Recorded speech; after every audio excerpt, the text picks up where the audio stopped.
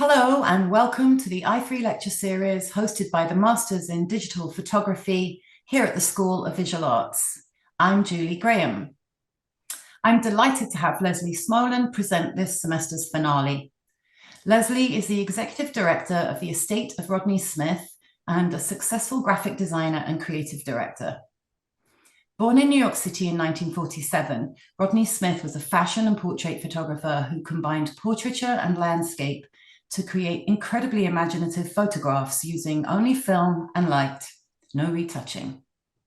You can experience his gorgeous prints in real life at APAD here in New York this week, so please be sure to go see Staley Wise and Robert Klein galleries.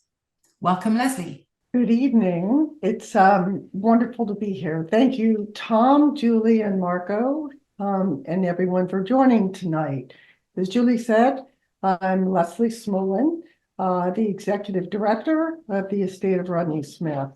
I had a 30-year collaboration with Rodney, both as his client and his wife, and I'm looking forward to telling you some stories that only an insider would know. People often ask how we met.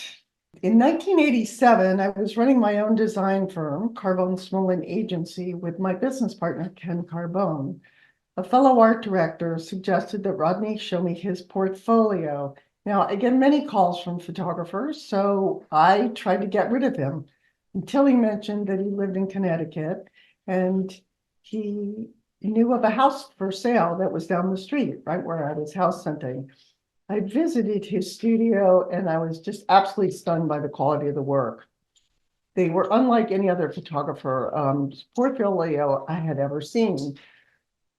There were a series of archival boards with silver gelatin prints, mounted slip sheets, white cotton gloves.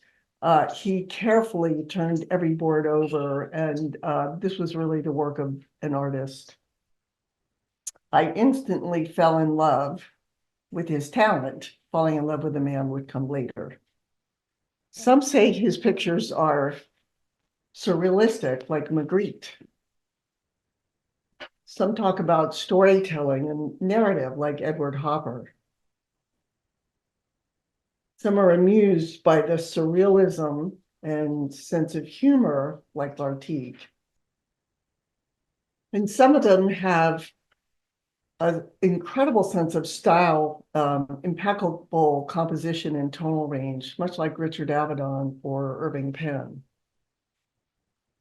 Almost everyone is surprised that the images have absolutely no retouching or post-production.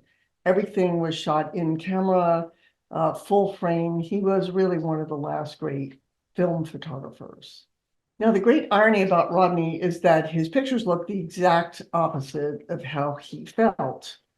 They're bold and confident, beautiful and graceful, whimsical and funny, while in reality, he was often anxious, lonely, and fearful. He'd often compare himself to Woody Allen, minus the pedophilia. Rodney wanted to know if his anxiety was unique or if this was just part of being human. So in order to know himself, he looked to others. When he met you, he'd ask you what made you tick, who you were inside. He didn't want to be polite or superficial. To him, the only conversation worth having was about the human psyche. He'd often quote Socrates, who wrote, "An unexamined life is not worth living." So he examined his own life in detail, and he left behind an astounding body of work, particularly for someone who did not go out and shoot every day. He was someone who would rarely shoot, and he would never shoot his family. If there are any photographs of us, it's me. They're bad, because he wouldn't do it. But he made an astounding body of work, 200,000 negatives, 18,000 contact sheets, and about 8,000 selects so far. Patricia and I still have on our wish list to go through the contact sheets because there are more pictures that he's indicated have potential that have not been printed. He also wrote a blog longhand in pencil once a week for 3 years, which was widely read. So he's very articulate. The blog, if any of you can't sleep or want interesting things to read, it's a mix of writing about the photographs, how they're made, how he thinks about photography, but also about himself. So I think this is, in his words, about his creative process, and I won't read it, I'll let you read it and take a second to do that. His camera really was the way that he could interact with the world. And maybe some of you are like that as well, but it let him overcome his fears. And when he was shooting, he often became a totally different person. That anxious, fearful person disappeared, and this confident, bold person emerged. And then the shoot was over, and he went back in his shell. And for him, he'd say it was the experience of making photographs that was exhilarating for him. And so they developed film, he'd come back, and he'd look at them with Patricia, and he'd be despondent, and she would talk him off the wall. So how do we get here? So in the beginning, so Rodney's born in 1947 in New York City to a demanding fashion executive. His father, Sandy Smith, is a dynamo. He's this larger-than-life figure. He's well known in the fashion industry. And he was like a bon vivant. He was like larger than life. And his wife, Marion, is a woman who is really concerned with appearances and very critical. Sandy Smith invents the first fake fur coat called Borgana in the 50s. They used this material, Mr. Borg, of Borg Warner, this company, he invents it. They used it as the material for flight jackets in World War II. And he says, or together, they say, oh, why don't we make this into coats for women? And they do, and it's huge. And because of that, he continues to go on, and he founds Klein. He's a partner with Klein. He hires Anne. They hire Donna Karan. This is mega. This is like Succession, for those of you who watch Succession, the patriarchy. And so Roddy's brought up in this world of great privilege and aesthetics. His mother, in 1952, is diagnosed with breast cancer. So up till 5, when he is here, she doted on him. She adored him. She dressed him in these coats. You can see, like, everything he wore was perfect. She gets breast cancer, and at the time, you can imagine being in the fashion business and getting breast cancer. People didn't even talk about cancer in the 50s. She had a mastectomy, and she retreats to her bedroom for a year, and she does not come out. So this child, who is really doted on by his mother, basically loses a parent. His father, in an effort to kind of appease his mother, starts taking her on trips around the world. So they start going on these adventures.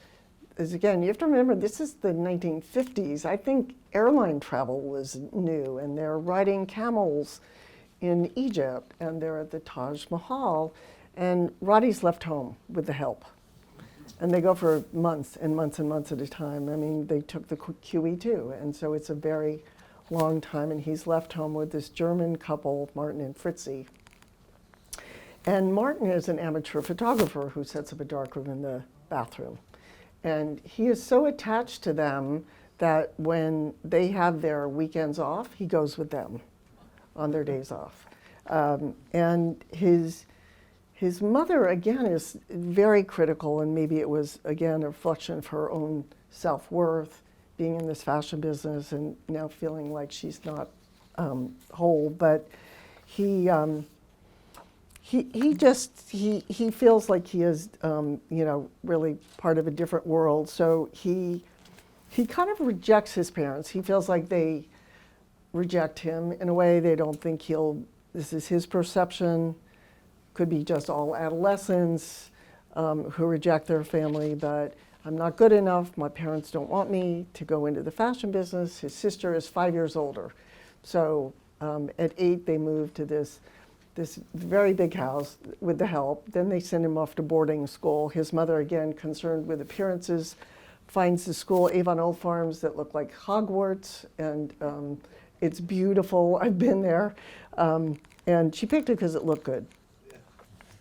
And so whenever he's home with them, they're very, very critical, and they make him feel like he'll never amount to anything. So he rebels, and he goes off to college to UVA, and he decides that he wants to study English, but English, it's too conceptual at the time, and so he ends up in the religious studies program. And he wants nothing to do with the fashion business.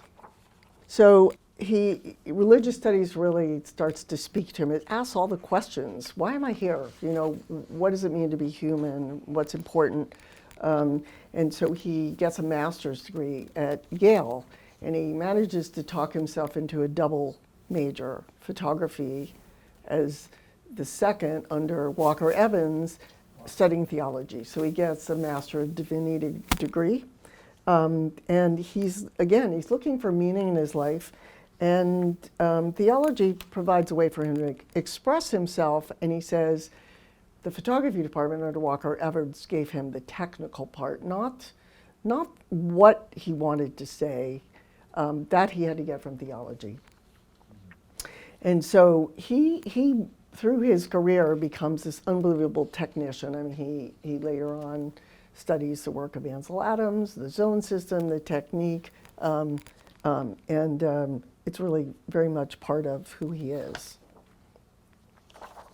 So the early work, he starts to shoot what's close. He's living up in Connecticut near New Haven, and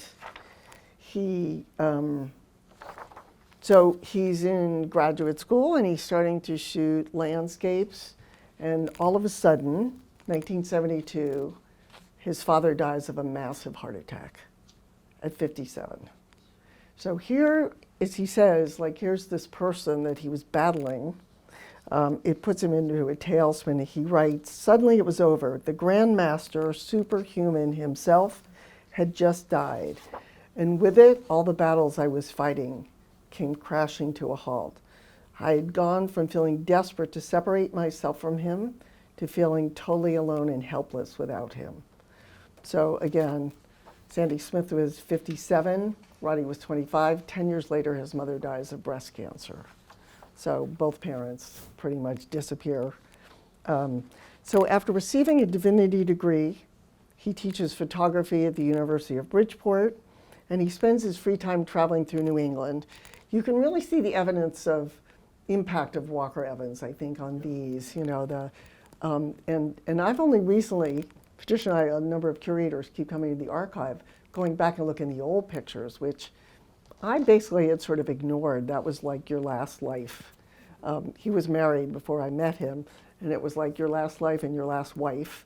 And I don't want to know about that. I want to look forward. But it's really interesting to see the underpinnings of what becomes the later work. And that's really what I'm trying to show you through this, that little preview of what he's known for. But to watch what happens from the early days, but this impeccable sense of composition and light. Light is always really important.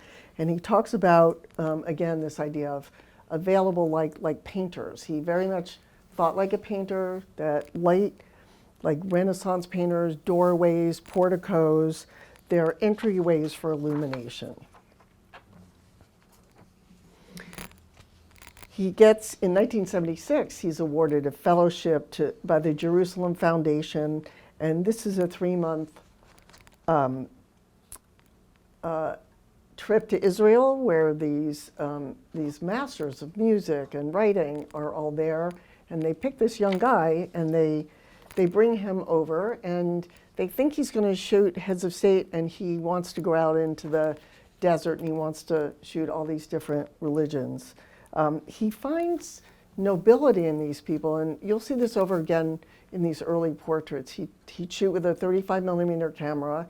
He'd say, if you want to get close, you have to physically get close. No telephoto lenses, 50mm lens, Leica. So if he wants to take your portrait, he has to be right there interacting with you. And you'll notice, like, these early photographs are, they have minimal background, they're very simple. He would get very close to his subjects, and he says, when I'm close, I get closer. I'm so close that I cannot look the other way or hide behind anything. It literally had to overcome his fear. He feels shy. He doesn't want to, overstep, but he has to in order to make the picture he wants to. So again, he believed light was one of the magic ingredients. He knew someone by looking at them through the lens. When I met him, he'd say, if I took your portrait, I could see where 30 years of therapy would get you. And he really believed that. So he photographs in the American South, and he travels, he barters for his stay. He gives pictures to the farmers who lets him stay. And we found these really interesting pictures of all these abandoned buildings, so no people in them. So it's either a portrait or it's a landscape. This picture on the left is really interesting to me. The people on the right are these two men who work in a flour mill in Haiti. He also travels to Haiti and takes pictures there. A very scary place at the time. But this picture on the left is really interesting because it's the first time he's got a man in a landscape. And one of the art directors, I think, not me, but looks at this and sees that he can start to combine his two passions in one place. So 1985, he propels himself into the corporate world. And this is when I meet him. So he starts getting hired to shoot CEOs. Now this is that's okay. Sounds like my bird. I have a miniature parrot. Sounds like Hercules. So he's invited to shoot some corporate work.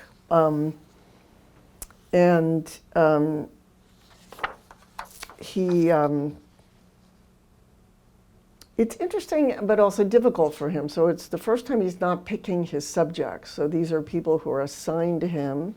And he's given this incredible gift, which is he's asked to shoot the Heinz annual report. And there aren't so many annual reports anymore, but even when I was working, this was one of the greatest assignments. They had fabulous budgets. They'd hire really talented photographers, send them around the world.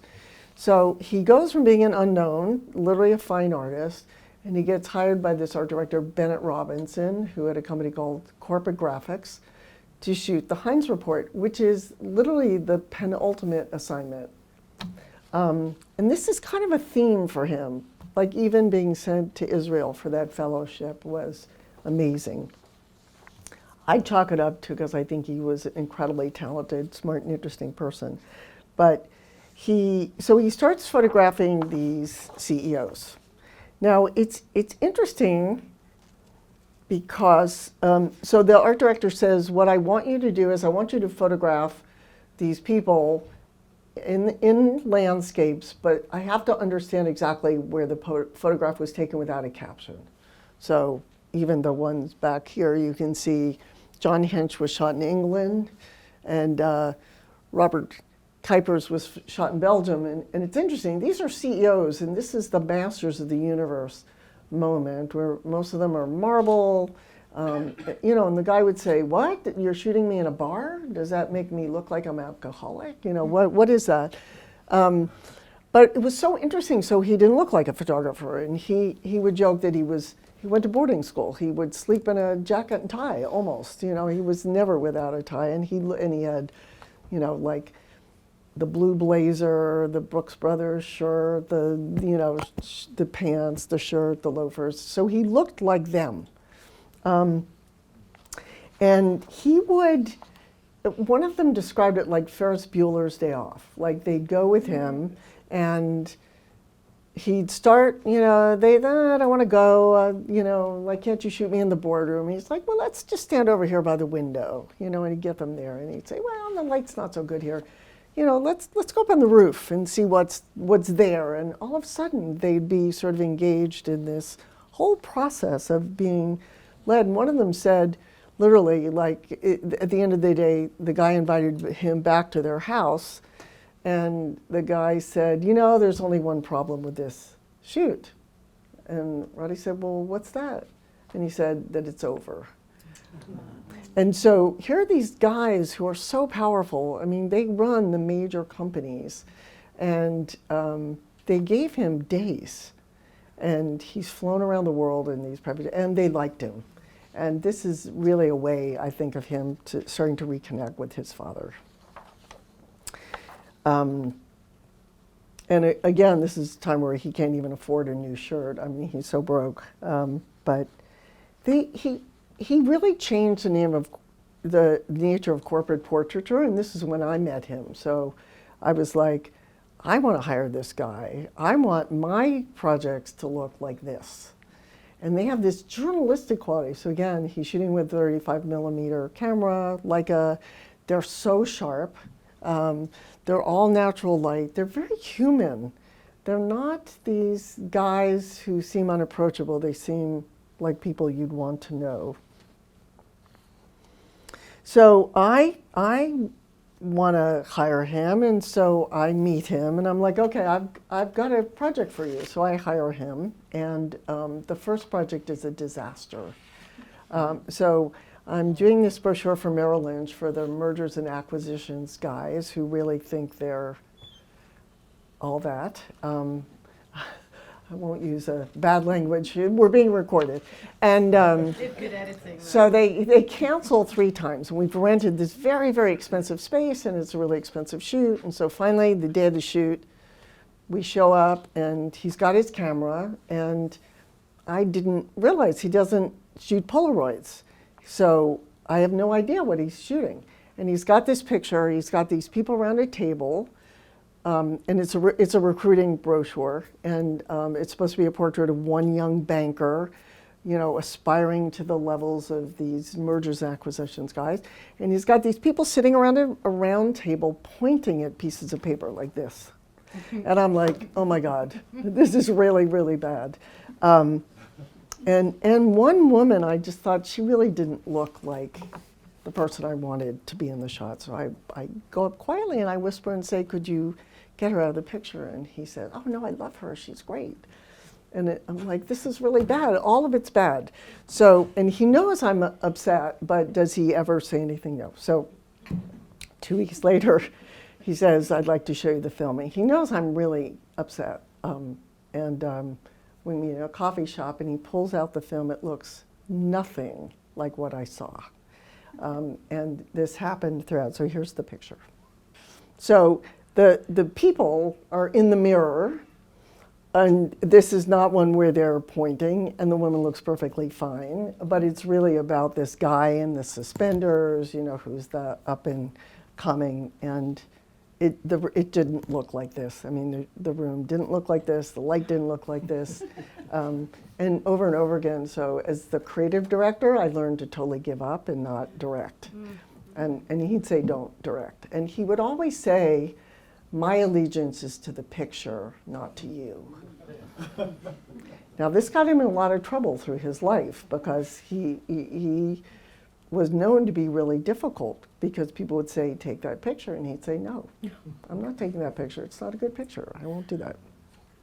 So I meet him. We survive our first shoot, and then I'm house hunting. That's when I met him, and I meet this man who owns a hat company in Pennsylvania called the Bowman Hat Company, and this company was built around the Civil War, and they've made hats continuously. And I go to visit, and it's like walking back in time 100 years. There's these big black machines which are combing wool, and it's a whole wall of windows, and light is streaming through, and so many pictures of Rodney's had hats.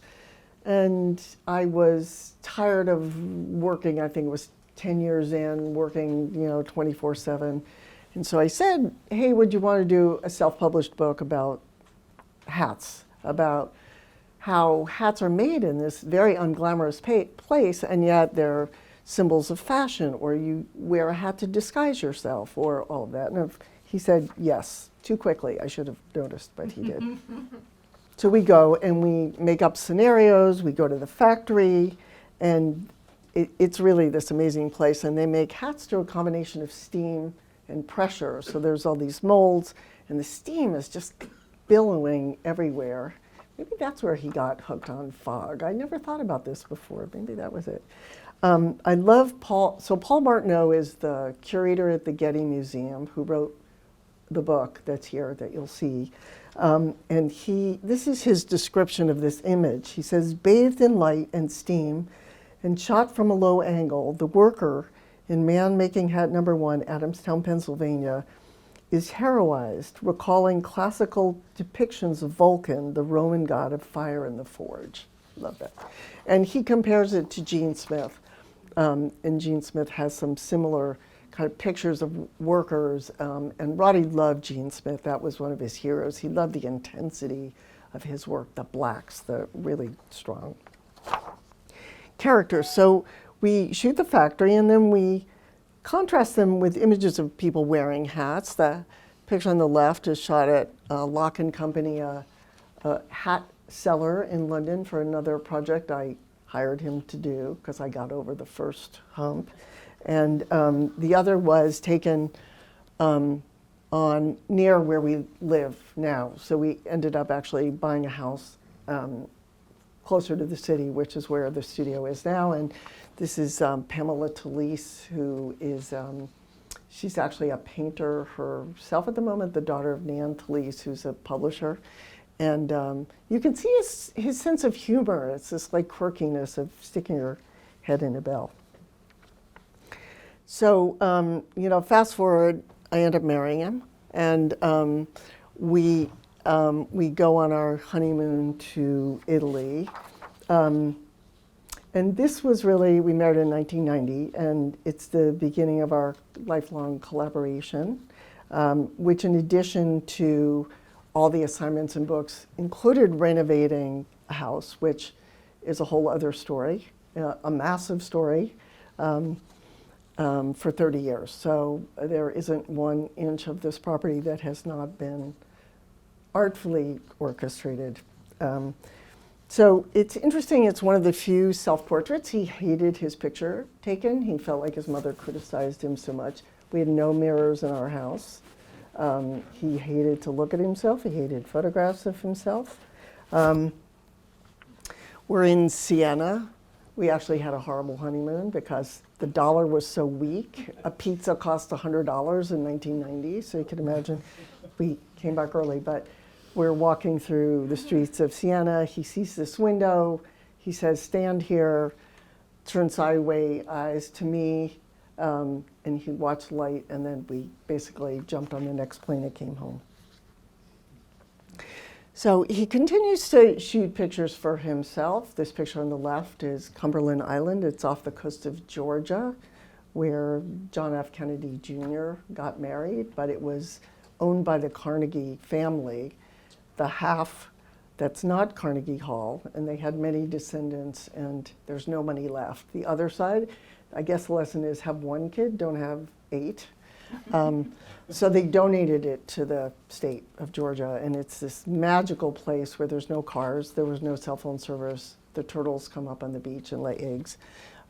He was shooting with a large format camera, and it's very slow and painful for him to take landscapes. And on the right is Pamela again, the woman who had her head in the bell, taken in front of a neighbor's house.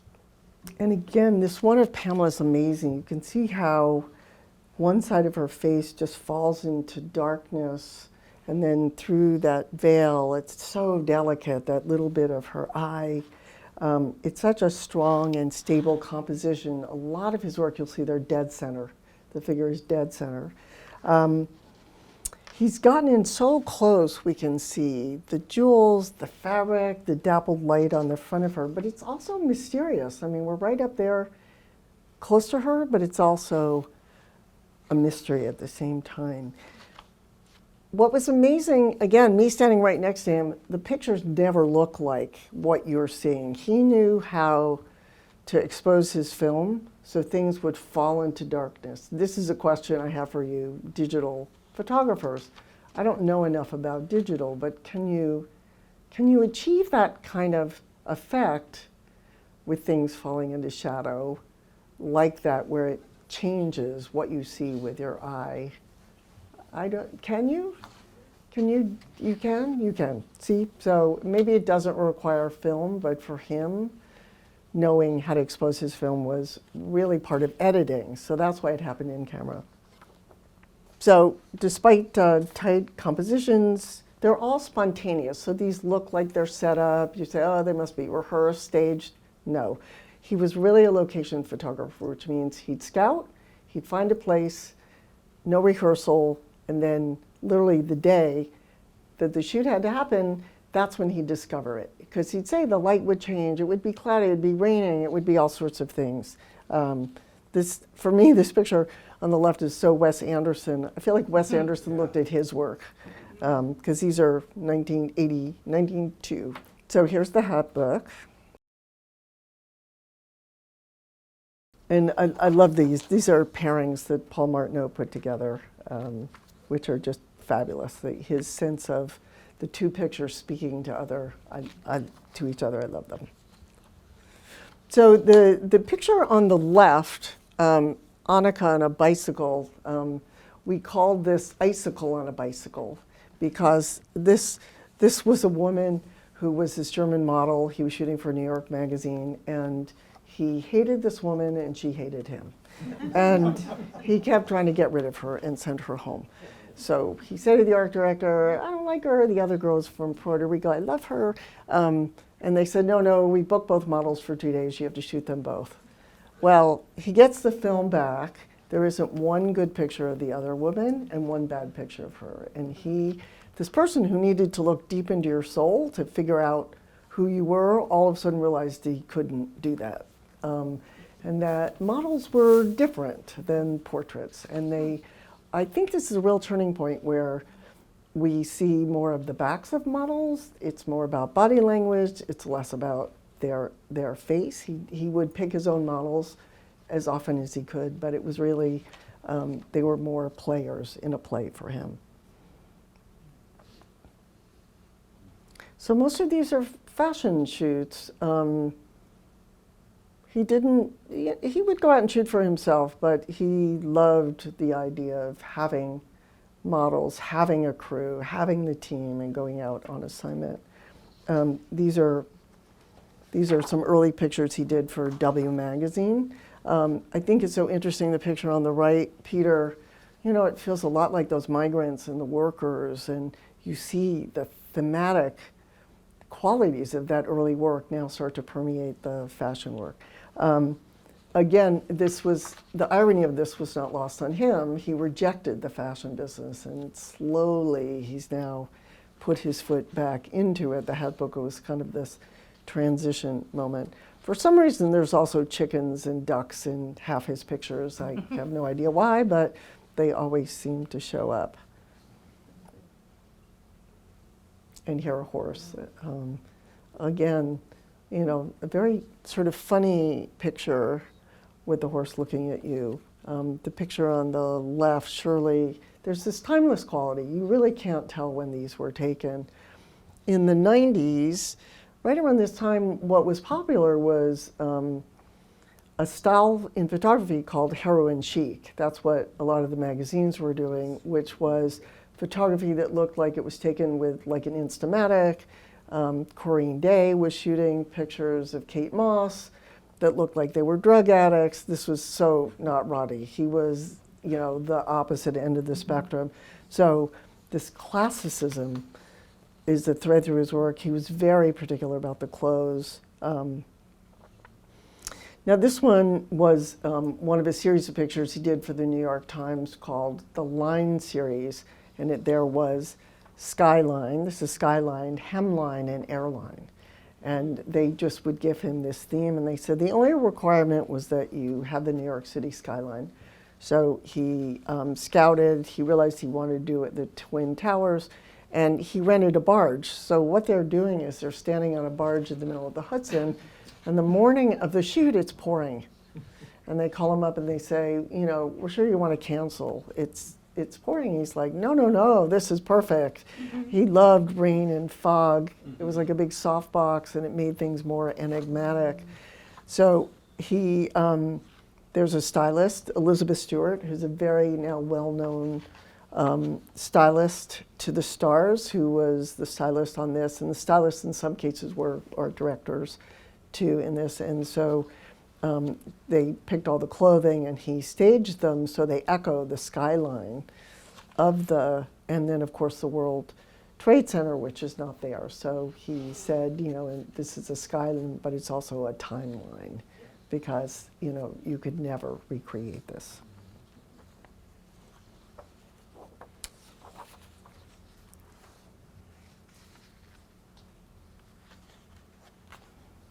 So even on assignment, this last one was for W Magazine, called Swell Times Are Back. And it was one of the inaugural issues. And this is Parc du Sceau in France, near Paris. He loved hedges. He loved trees that were tortured into the shapes of hedges. And it provided this sense of architecture and structure that he enjoyed. Paul Martineau, I love the curators have now started to look at this work in new ways, and he just talks about they're so composed that he loves when there's movement, because he says it lets him sort of enter the picture in a different way. So this is the same shoot. They're all done. And he says to the model, I always thought it was like a priest. It looks like a monastery to me, but it's just the model. And he says, Gary, can you walk back down the stairs again? And captures it blurred. Here's how those pictures were used in many cases. So you can see he did the W portfolio several times. It's interesting, you think of fashion and female, women's fashion, and yet he was really, really good at shooting men. And he shot men and women really differently, and you'll see that as we go through the pictures. So all of a sudden, the work starts getting funnier and a little more surrealistic. He's getting more playful. He was very serious when I met him. Like, nobody could smile, no fooling around. And he starts fooling around. He gets hired by Neiman Marcus. They have something called The Book. It was a magalog, which was like a magazine that was sold on newsstands, but it was a catalog. Now we're so used to beautiful catalogs, but it was produced beautifully. And he's hired to shoot covers. And so you can see the butterfly necktie of the young man. So the butterfly is their logo, and that was, again, he just had to have a butterfly. And he loved South Carolina. He loved the South. So he went down there and shot pictures. The picture on the left is one that I feel like I never saw. Patricia's known it, but Paul Martineau loves this picture. Here's this perfect landscape, where the hills and the water. There's not a ripple, and this man is levitating in the air. Now, to have taken that picture, you have to jump up and down a couple times, and there's nothing out of place. His basket, his fishing basket, the fishing rod, and he's forever suspended. I mean, he will never come down. He also, he loved hats, and this is where I think the surrealistic everyman quality. So a lot of times you're not seeing faces, the faces are covered, the hats are kind of stand-in, and they're everyman. Now women, on the other hand, are very different. Now Bernadette is his favorite model. He did not shoot fashion models and he did not shoot celebrities. He did not want to shoot either one of those. But Bernadette, she had a very Roman profile. She didn't look like the supers, like Christie and Kate Moss and all those. These were people he thought were stunning. He loved the quality of her skin, the delicacy of her. She's a very shy person, and he knew how to create a safe space for her. This, by the way, you can see this ballroom is exactly where we shot my first picture. He loved this space. It's on 91st Street. If any of you know Convent of the Sacred Heart, it's a Catholic girls' school, and this is the Bird Mansion. It's a part of an old mansion, and they rent it out for various things. And he loved it because it was second floor, and the light would just pour through the windows. This was a shoot he did for Bloomberg magazine on hedge funds. The ones who were smart who finally figured him out, stopped art directing at all, and they'd give him some big broad theme like that. They'd just say hedge funds and do what you want. And even the fashion pictures, when they give him free rein, he would sort of make it up. So if you look at this man running, it's very, we call it North by Northwest. It's so Hitchcock. The wheels of that plane's landing gear are literally like right here. Can you see that? That's unbelievable. And Terry, who was his assistant at the time, said they had a small walkie-talkie with the pilot, and he'd go, come around again, and he'd say, you know, AJ, run. He loved AJ, and who was a doctor. And again, a lot of models would model for a while and then retire. And then the picture on the right, he's on his way to another photo shoot, and he passes this hayfield with these hay bales, and he stops the buses. There's like 3 buses, and he sends the assistant out to the farmer's house and asks permission to shoot in the field. So the farmer says fine, and he gets Don out there, and he takes, you know, a couple rolls of film, and they get back. So does anybody know how he made this picture? It's amazing, right? It's like, how did he do that? Did that guy jump? It's so simple. I talk about this. It's like magic tricks. If any of you like magic, go to a magic show. It's so simple when you know the answer that you're like, oh, he literally, the guy is like this, and he goes like this. He jumps up. And you watch in the contact sheet, which is in the book, you watch him try to have the guy walk on the horizon. He's doing different things. And when he gets him to throw his arms back, he says, throw your arms back is when it looks, that's the illusion of it looking like he's leaping all the way over. He wasn't afraid of heights. He was afraid of a lot of things, and he'd make his models do these crazy things. This is for an insurance company. You know, like, but the tonalities, again, in that back and the cityscape, very Buster Keaton. Again, the women. And the men, he wasn't super athletic himself. His father wanted him to be an athlete. His sister too. She's like, we were both miserable failures. We couldn't do anything. But he liked men who were, you know, adventurous and could be dangerous. And who, I had him, when he shot for me, The Woman in the Airplane, we did casting in the office, and the men had to do handstands and backflips, and the women just had to look beautiful. So again, the humor, he gets happier. I'm happy about that. He did really start to come into his own. So here we are, 2000. This dress on the right, I love it. It's like Bridget Riley painting. It just buzzes. And he told this story about golf too. I'll do really quickly, but his dad got him into a golf tournament, and it was a father and son tournament. His dad was a big golf player, and they were ahead. And it's like the last hole or something, and so the pressure's on, and he hits the ball into the lake and totally blows it, and his father is furious. So he throws his clubs in after it, and he's like, that's it. But he said, ever since, he said, I could shoot right down the fairway with my camera. So again, he's looking for location. This one on the right is fabulous. You know, these old abandoned houses and churches, and understanding body language is really a key to this surrealism. And so he'd say, you know, lean this way, that. And we interviewed people today and said on shoot, he knew exactly what he wanted. He would be very chatty and friendly, but during the shoot, stand here, move this way. You know, it's simple, not aggressive at all, but just very clear, he knew exactly. And I always say to him as an art director, did you know you lined up this with this? And he'd say, no, that's where I felt peaceful. It was not an intellectual choice. It was always an emotional choice. That's where he felt good. And then he pushed the shutter. So again, what was his favorite word? No. So anyway, so everybody's like, shoot color. And he's like, no, never. I won't put it on my camera. They look like snapshots. I hate color.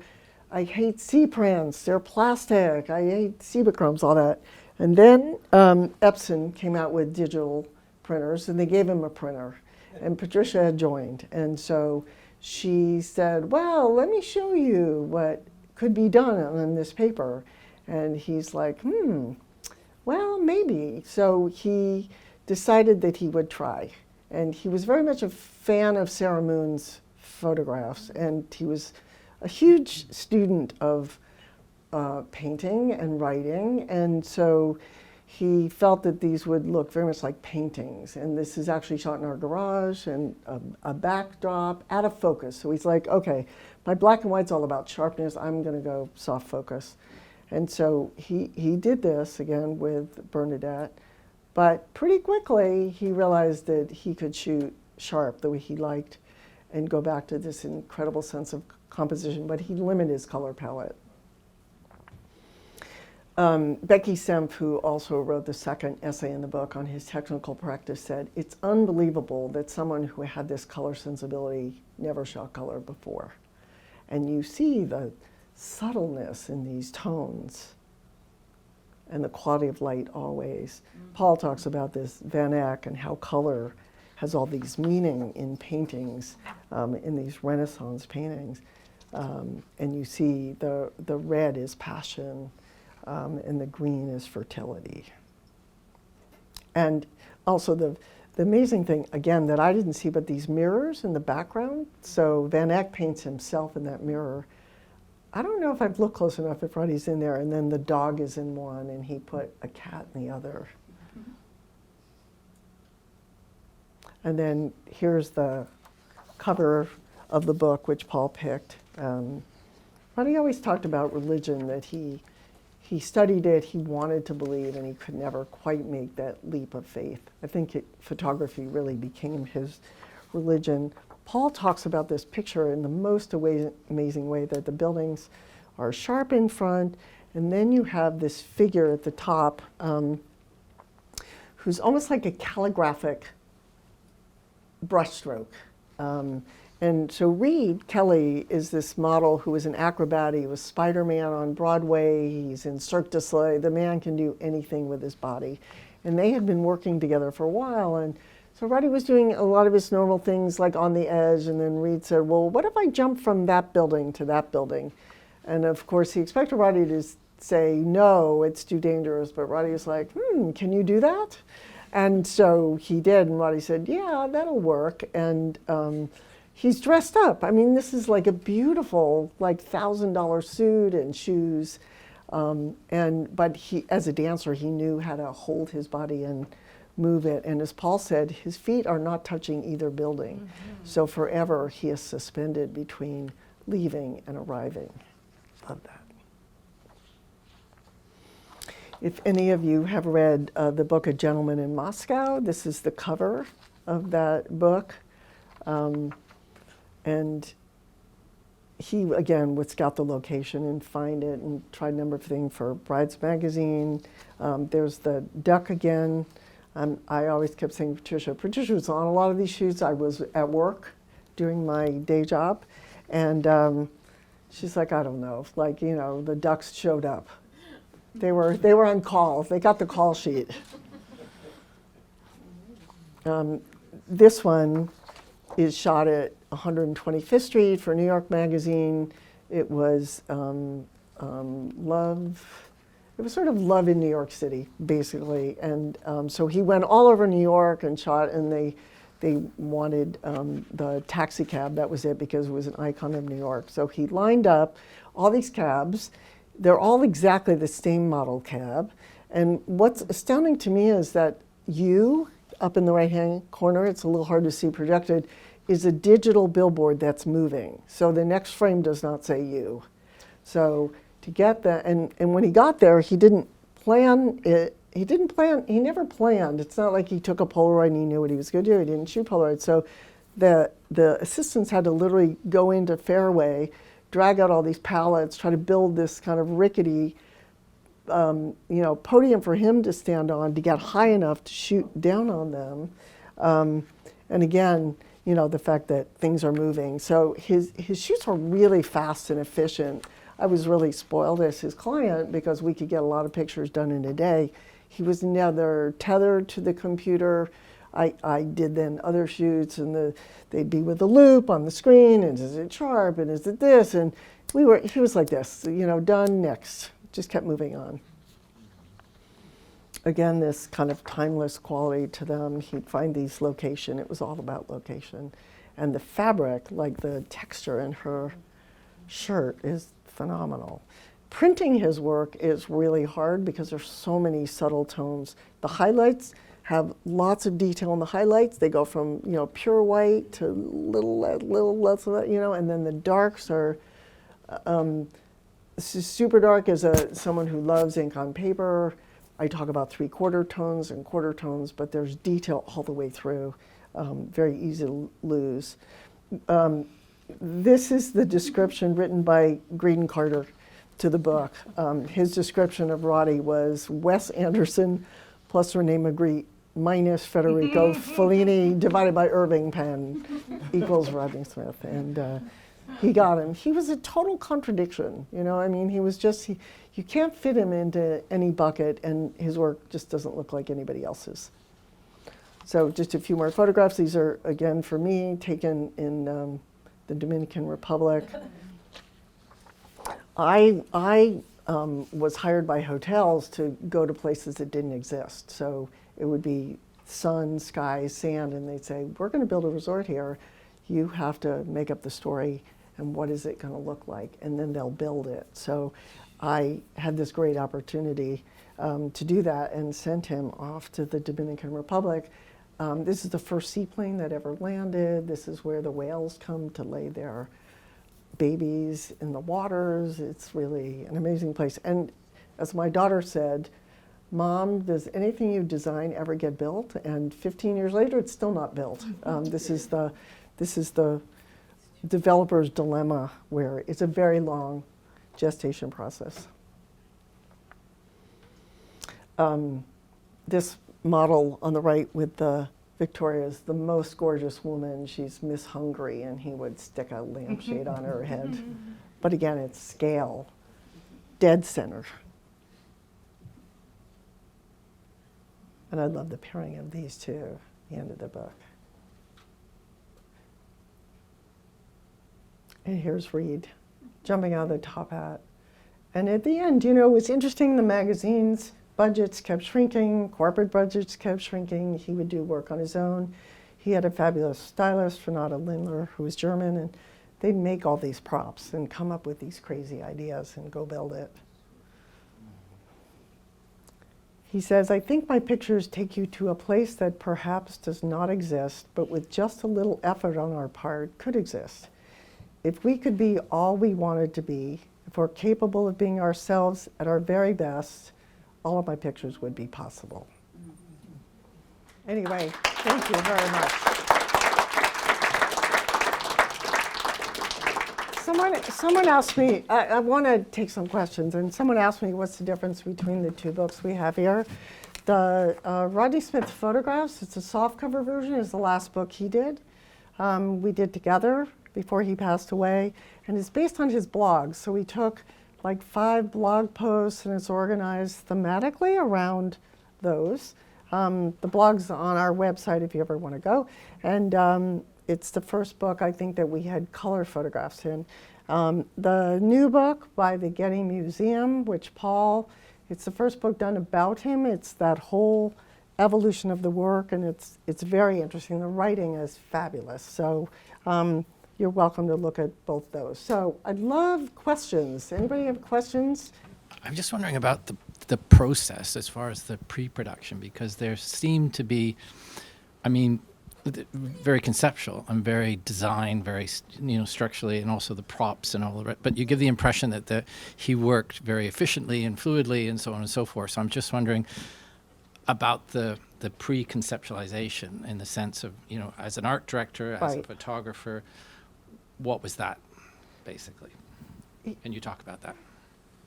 You want to talk about that? Give it to Patricia. She was there. Okay, so the question was about pre-production and preparation. Yeah, here you go.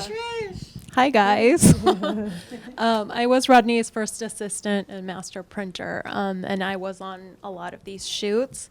There were pre-production meetings and, casting and location scouting, things like that. As soon as Rodney found a location where he felt he could make pictures, that was the most important thing to him. And as far as pre-production goes, sometimes he was given assignments like hedge funds or things that were very loose, and he would work with his stylist to come up with ideas. And so there were props that were brought or made beforehand, but what he was going to do with them was totally spontaneous on the day of the shoot. So they'd have like racks of clothing again, like glasses, hats. There would be a lot of them.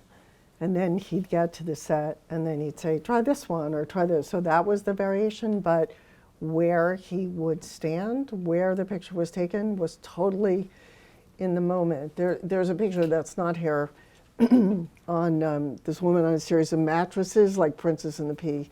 And I was home for that one, and literally they were going to shoot in the back of the house, and they were in this corner, and the light was just terrible. And it was like Keystone Cops. People had to pick up 5 mattresses, move them over to another tree. The light is coming in, the God light happens. He shoots it, the light's gone, and it's over. So that's why it's like a lot of preparation, but fast. So he had a clear idea, I guess, as a starting point. He did. I mean, he had an idea more in terms of wardrobes and props, and then, as Patricia said, the location. So he'd go. I talked to one of the location scouts, and she said it was really upsetting because she was a photographer herself, and she'd take him to a place, and he'd get out of the car, and he'd look, he'd go, good, okay, and leave. And she's like, what? And he's like, no, I don't want to ruin it. Like, he literally did not dissect it because he needed to discover it the day he got there. So sort of a rehearsal, but not really. Not like, I'm going to make this picture here this way. They would say, yes, here are some props I want to play with, but it could have been anything when the shoot happened. Well, it's a really good question because it looks so set up, and it's not. But I don't know what you think. I'm curious. I think that that's what gives it this weird journalistic quality. There's something that feels not set up and not set up. I don't know. Maybe you don't think that. I mean, I always think structurally what I want to do before I get there, and that's, have a clear understanding about where to start. So that's why I wondered if he did. He didn't. He did not. Yeah. Thank you. To answer your last question, I think they look set up largely because of the composition and because of the centrality and things like that, but they look unset up because they're kind of surprising. At least that's to me. Yeah. I may be asking a question also of the printer. The tones are extraordinary. But one of the things, they also seem incredibly even, like the whole sky is the same tone, or an entire wall is kind of one tone. Were they really like that in the negatives? And I mean, Or- obviously, sorry, I don't know. You're good. You project pretty well. they're so Yeah. perfect in a certain way. I mean, each negative is different, of course, and when Leslie said there's no retouching, there's obviously burning and dodging that was done in the darkroom. It's not that they're unmanipulated at all, but there weren't things added, there weren't things taken out. Rodney felt that Some of those fields just have like such even light across the whole thing, and Well, Rodney had a really great eye for light, yeah. and he always. I think you and he also must be really good printers. Oh yeah. He would say she's a better printer than he ever was. He knew he would set the standard incredibly high for all of us. It didn't matter who worked with him on what, but his expectation was perfection, and he was relentless if it wasn't good. He would rip up prints. I'd spend all day in the darkroom, and he'd Come and join. Yeah, here, yes. Step up. Stand close because you're mic'd. Oh, No, you Close stand to this? close. you have Oh, a mic. okay. Yeah. And you stand right close to me. Okay, good. Yeah, Right. sorry, I can't remember what I was saying. But he gave me room to progress, and we worked together on prints and work. And obviously, if it wasn't up to snuff, it was gone. Is there an average for how many prints to get a final? Yeah, I was trying to be loud so she could hear, but Yeah. is there any sense in your mind of what it might have been an average for how many prints you had to make before you could get a final? Typically, I would make 5 prints. That's pretty every good. time. That's pretty Yeah, and fast. it would be one that I thought was good. Then Uh-huh. I would do one with slightly more contrast, one with slightly less contrast, one that's slightly lighter or slightly darker. So there was a range of prints that I would make, but they were all within like a realm I thought was good. How many to get to those 5 prints, though, before you got to those 5? Yeah, I mean, obviously, it took a few months. I actually trained with his previous printer before I took over the role completely, but I could get through like 4 or 5 negatives a day with 5 prints each of 8x10s, you know, like it was, I got a lot better. It took a few years to get to that point, but Yes. that was my average. There are only 3 people who ever printed his work.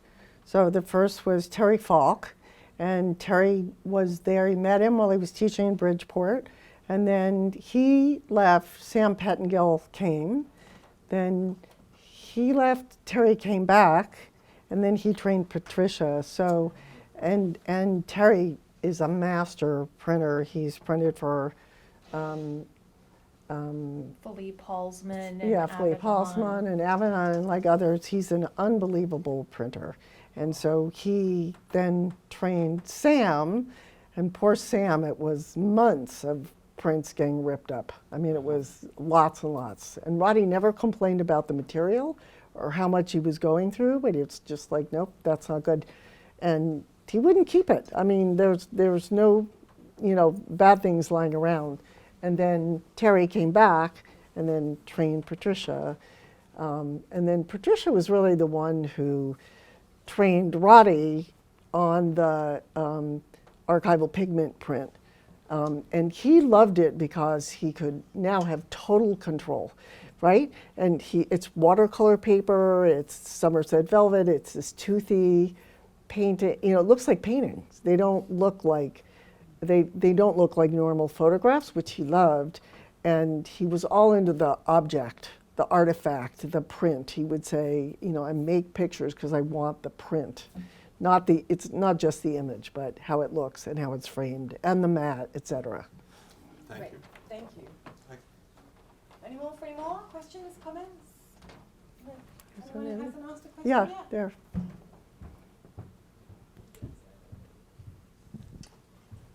Did he use like a light meter during shoots, or was this like all his eye?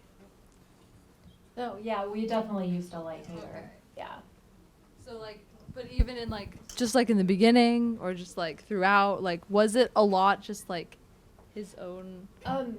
We were very careful with the film and the way it was exposed, and every time a setup changed, we would meter again, and we would keep a film log so we could process and do testing and push and pull as we were processing the film. So yeah, we were very careful as far as measuring the light, and obviously this wasn't, a meter in the camera. He shot with Hasselblad, and so it was a, reflective meter. He would even get the negatives. There's a gentleman we met who's at Drexel University, and they had the only densitometer. So he'd literally ship his film. So they would do film tests to make sure nothing had changed, right, in terms of the developer or anything changed. So it was, and there's instructions, right, for developing film and how many taps and how many shakes, and there was nothing left to chance. So they would meter pretty much right throughout the whole shoot.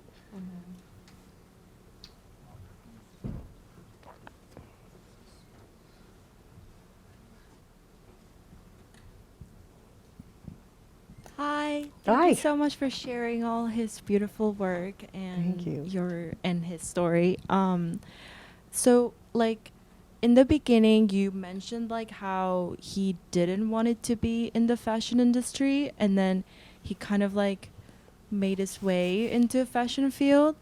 So whenever like what made him to change that mind, or and like once he was in the fashion industry, like what was his perspective about the industry, and like how much was he satisfied with his work in the like genre of that photography?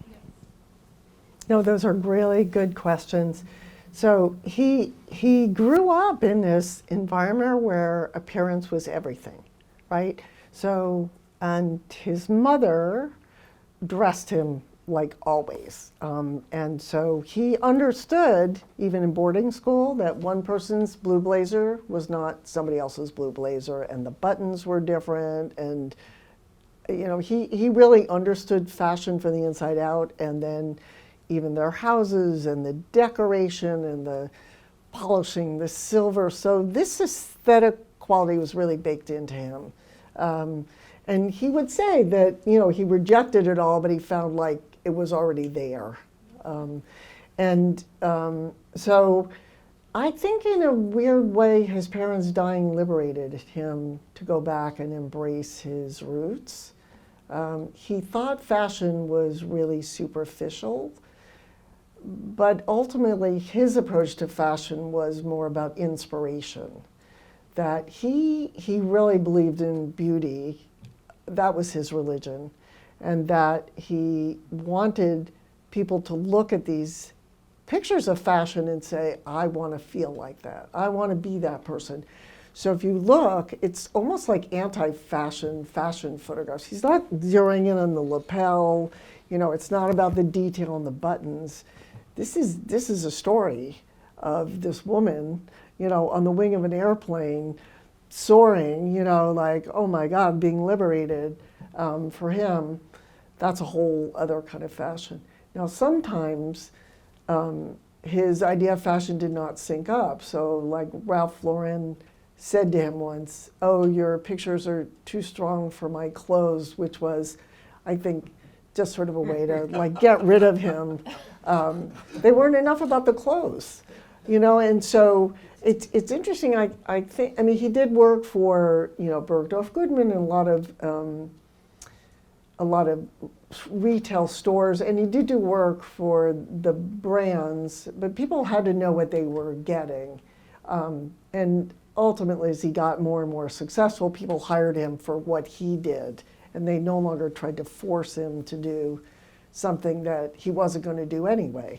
So, as I said, the really smart people would just give him a theme, time. And literally, that is, sleep. And then they'd say, okay, here's some clothes. Go make pictures. Does that answer your question? You had so many good parts to that. Yeah. Good. Okay. Yes. Hi. What were his favorite films? Oh, it was so funny because he was so like, you'd think, oh, this guy likes art films. He hated art films.